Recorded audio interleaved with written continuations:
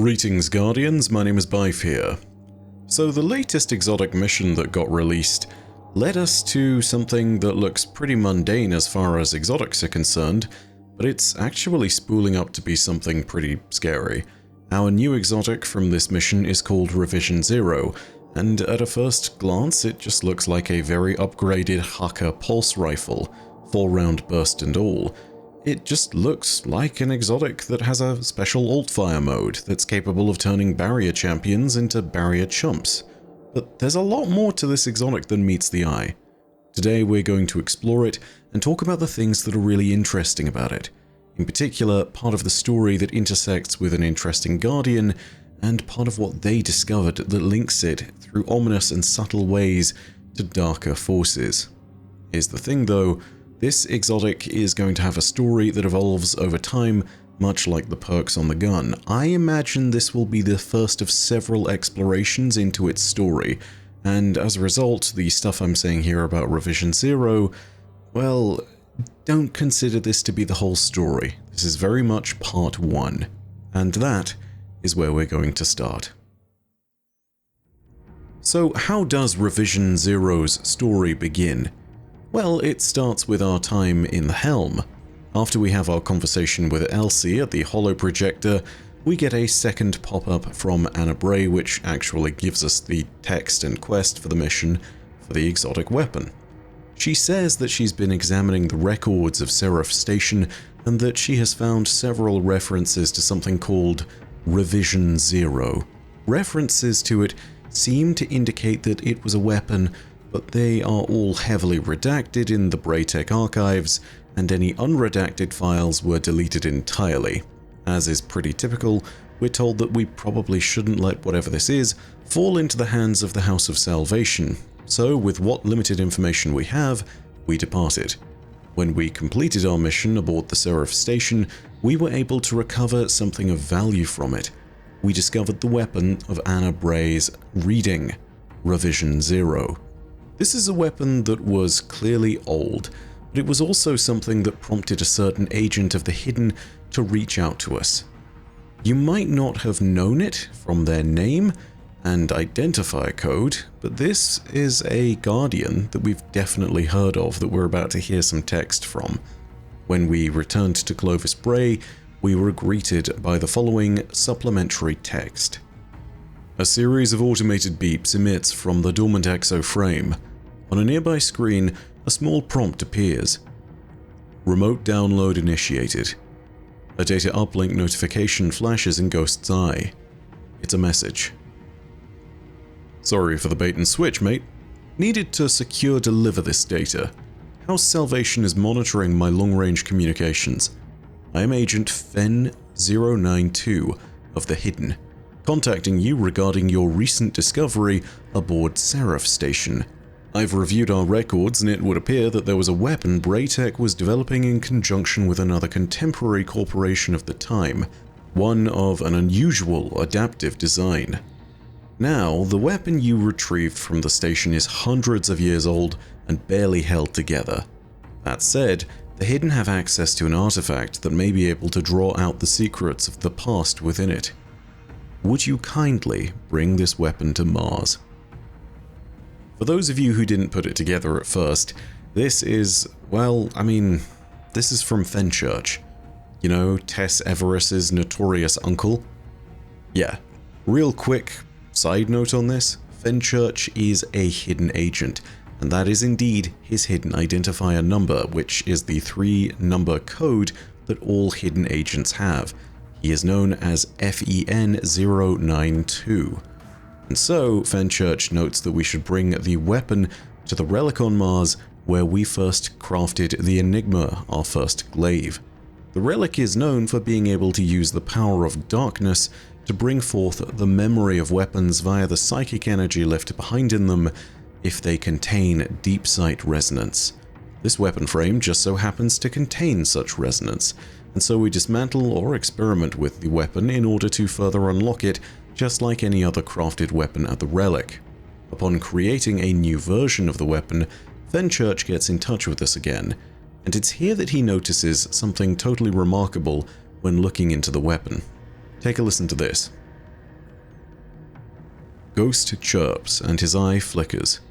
A voice chimes in over Ghost's transmitter, that of a hidden agent. Well done. I'm streaming visual of the weapon through your Ghost, and I must say it's not what I expected. That symbol at the back end isn't one I'm familiar with. I'll need to cross-reference Cryptarchy archives. Data from your Ghost indicates that the weapon has some sort of modular firing system, but the alloys it's made of aren't entirely synthetic either. They resonate with a familiar, unnerving frequency, he says, voice tightening in worry. Smells like petrichor, and the hidden agent sighs. Well, I don't want to get ahead of myself. It's definitely Braytech influenced, but I can't tell the manufacturer. The hidden agent is quiet for a moment before adding, "Keep that weapon safe, would you? I'm going to do a little digging and see what else comes up.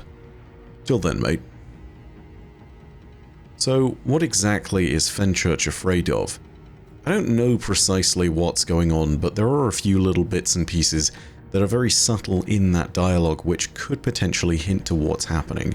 For those of you who picked it up, the first word we're going to focus on there is petrichor. For those of you who don't know what that word means, hi, I needed a refresher on that one too. Petrichor is the smell of wet earth, particularly wet earth after a long period of drought, or just heat, where things have gotten very dry. That doesn't seem like a lot to go on, but I think I know something that actually does relate to this. You see, in the Black Armory papers, which we got back in the Season of the Forge, there have been references to something that sounds very similar. References to something mysterious that was experienced by the members of the Black Armory back in the Dark Age, or more specifically, during the actual onset of the collapse.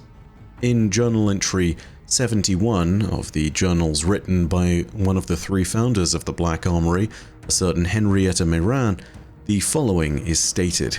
And remember, this relates to petrichor, but also it leads us to where that might be going. Entry 71. Last night we awoke in the middle of the night to the sound of something pounding on the walls.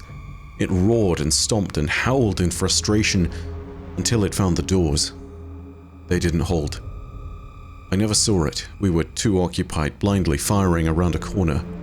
I just remember the smell of wet earth and a sound I've never heard before, like a machine being stretched and then compressed. When it was over, we'd lost members of our Black Armory family, and the thing, whatever it was, got away. I lost one of my sisters, Helga. We had our problems, but she was right about so many things. I know that now. I wish I could have told her. There have been dozens of potential references to what this might be, but the most common assumption and associations made are that that creature that smelled of wet earth was related to either the Hive, the Taken, or some other entity of darkness controlled by the Witness during the collapse. Note the smell of wet earth. Yep, that's your petrichor reference right there. Now here's the other thing.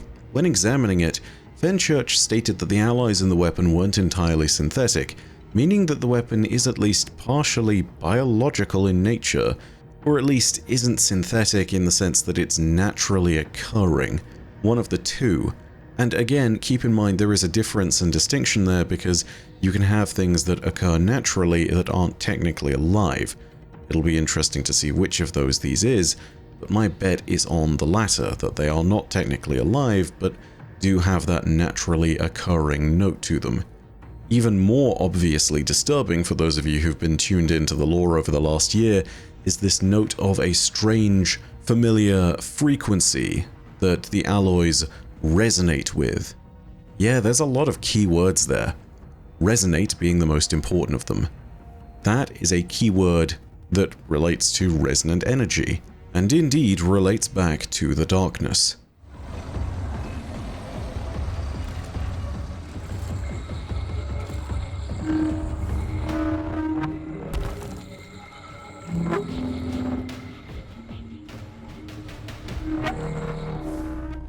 If that wasn't enough of a hint, Take a look at the symbol on the side of the magazine here. Now, that might not seem like much of an identifying set of markings, but then you have to consider that things like this have been seen similarly in other places in the game. When you compare it suddenly to the superweapon that you find in the Vow of the Disciple raid, you can start to see similarities. In fact, that structure of a central pole with kind of twigs branching out to it at 90-degree angles in various formations, yeah, you've kind of seen all of that before. There's even notes of the witness holding it in the one witness pictograph that you can find within the Vow of the Disciple raid.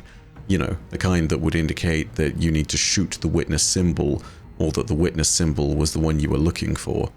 Point being, this design clearly has the motifs of something to do with darkness, and it's starting to become clear that this ancient weapon in a Clovis Bray facility is made by some strange material that is clearly linked to darkness.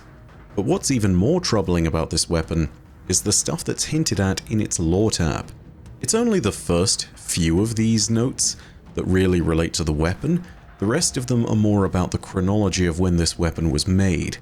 But there are some interesting notes here that we absolutely need to go over. So, this is the lore tab of Revision 0. Take a listen to this. Logline Bray 9 Cluster 147-3 Provision FRA ID 87840 JSTEV. Spectrochemical analysis inconclusive. Material is polyphasic. Prediction models fail to return reliable results during exposure to standard stress trials. Cannot recommend for practical application at this time. Logline Bray 12 Cluster 22631 Provision SER ID 07707 CWILL.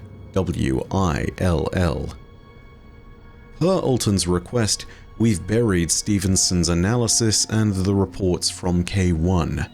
I've taken the liberty of authorizing material synthesis and informing our partners at HHI that we have the green light to begin testing. Logline Haka 2 Cluster 1473 Provision GER ID 92998 ALIND. Fabrication is moving slower than previously thought. Production hit a dead end trying to replicate the polyphasic properties of the artifact. Insight developed a new fabrication process utilizing a metamaterial we're calling Synthweave that has us back on track. Logline Bray 12 Cluster 22631 Provision SER ID 07707 CWILL. Please bear in mind that per our contract, any material innovations or developments brought about through experimentation or analysis of the artifact are Braytech corporate property. Logline Bray 9 Cluster 1473 Provision FRA ID 87840 JSTEV. Carrie, are you able to open comms to Titan? I've been trying to raise Zhang all day, and I'm getting a resolution error. Logline Bray 12 Cluster 22631 Provision SCR ID 07707 CWILL. We can't make contact from here either. We're dealing with a few fires on our end. Might be RAS interference? I'll get back to you. Logline Bray 12 Cluster 22631 Provision SER ID 07707 CWILL. I just spoke to Stevenson. Network outage seems widespread. I don't know what's going on. Have you heard anything? I can't contact the Mind Lab facility on Mars, and the defense systems have come online on a Skyshock protocol. Is Rasputin running a system test? Please advise. So these are logs jumping back and forth between employees of the Harker and Clovis Bray corporations. And I think the big takeaway from all of this is that once again Clovis Bray was working alongside things that it shouldn't even have touched in the first place. To bring things all the way up from the top, it appears that Harker, as well as being a company that was around now, is also a company that existed during the Golden Age. Not something I saw coming, but perhaps that's why their brand is all about function and resilience. After all, if this is the case, then they survived the collapse. Apparently, they were working with the Clovis Bray Corporation in order to test materials that were recovered from the moon. Where on the moon exactly? Why, the Ocean of Storms. And where in the Ocean of Storms? Well, near the Hellmouth and near the K1 artifact site. Because of course they were. For those of you who don't know the story of K1, the short version is that it's surrounding whatever the center of the Anomaly Crucible map is. The thing in the center of the map, surrounded by the dodecahedron, is a massive floating sphere, which is so utterly massive that it confounded scientists when they studied it. If it was to fall from suspension, it's predicted that it would utterly annihilate the moon due to its sheer mass. There were in fact several countermeasures that were put in place around the anomaly facility in order to ensure that it didn't fall. It's also something that Rasputin clearly monitors closely, because when a Guardian went ahead and punched the thing, 24 hours later on the dot they were hit with a warsat from orbit. Custom delivered probably by Rasputin as a warning, saying, "Please, don't punch it, don't touch it, don't mess with it. It's far more important than you realize."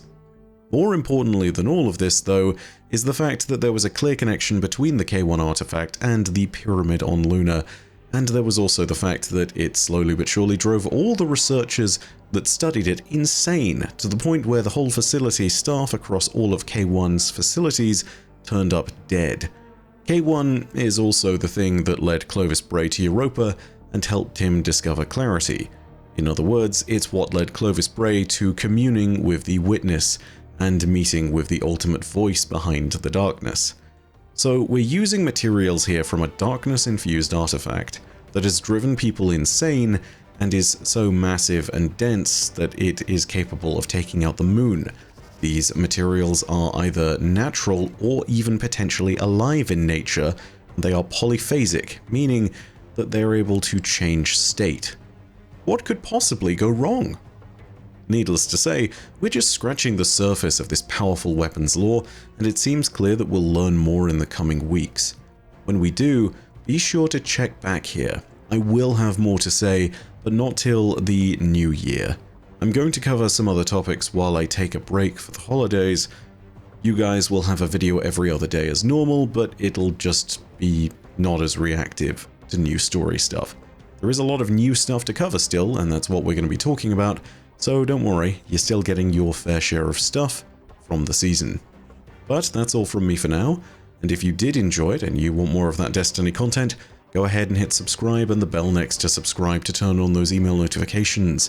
And also remember to leave a like and to leave your thoughts down below in the comments section. What do you think the story of this will lead to next? I personally don't have a clue, but I do know that we need to start shooting down those different weird suspension spheres, the ones that are just floating all over the system that have appeared this season. When we do, maybe we'll get more answers. But, as per usual, know that as always your viewership is quite enough for me. And that in the meantime, my name is Byf. Per audacia ad astra. I'll see you, Starside.